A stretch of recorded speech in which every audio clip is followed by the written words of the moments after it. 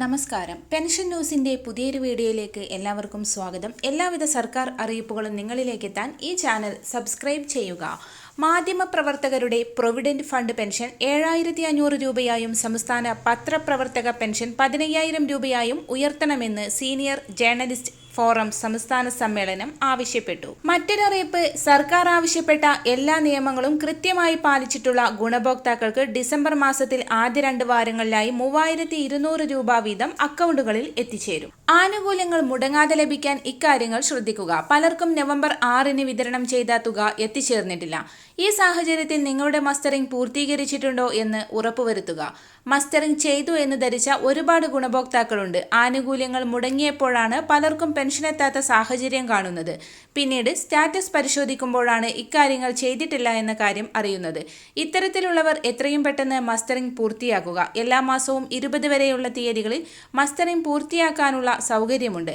Mustering വൈകുന്തോറും ആനുകൂല്യങ്ങൾ മുടങ്ങും. പിന്നീട് എന്നാണോ മസ്റ്ററിംഗ് ചെയ്യുന്നത് അതിനുശേഷം മാത്രമേ പെൻഷൻ തുടർന്ന് കിട്ടുകയുള്ളൂ.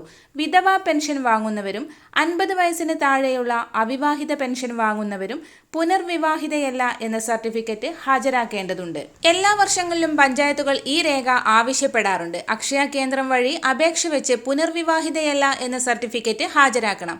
അത് അപ്രൂവ് ആവാത്തവർക്കും ആനുകൂല്യങ്ങൾ തടസ്സപ്പെട്ടിട്ടുണ്ട്. ഇത്തരത്തിലുള്ളവർ എത്രയും പെട്ടെന്ന് രേഖകൾ സമർപ്പിക്കുക. 60 വയസ്സ് കഴിഞ്ഞവർക്ക് ഈ നിയമം ബാധകമല്ല. ബാക്കിയുള്ളവരെല്ലാം തന്നെ ഇക്കാര്യങ്ങൾ ശ്രദ്ധിക്കണം. കേന്ദ്ര സർക്കാരിന്റെ പെൻഷൻ 7 ലക്ഷത്തിലധികം പേർക്കാണ് ലഭിക്കാനുള്ളത്.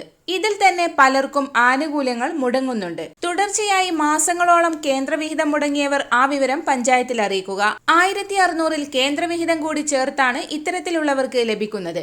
200 മുതൽ 500 രൂപ വരെ മാസങ്ങളായി മുടങ്ങുന്നത് ഗുണഭോക്താവിനെ സംബന്ധിച്ച് വലിയ നഷ്ടം തന്നെയാണ്. ഇങ്ങനെയുള്ള സാഹചര്യങ്ങളിൽ അക്കൗണ്ടുകളിലുള്ള പ്രശ്നങ്ങളോ മറ്റോ ആണെങ്കിൽ അത് പരിഹരിക്കുന്നതിന് പഞ്ചായത്തുകളിൽ അന്വേഷിച്ച് ഉറപ്പുവരുത്തുക.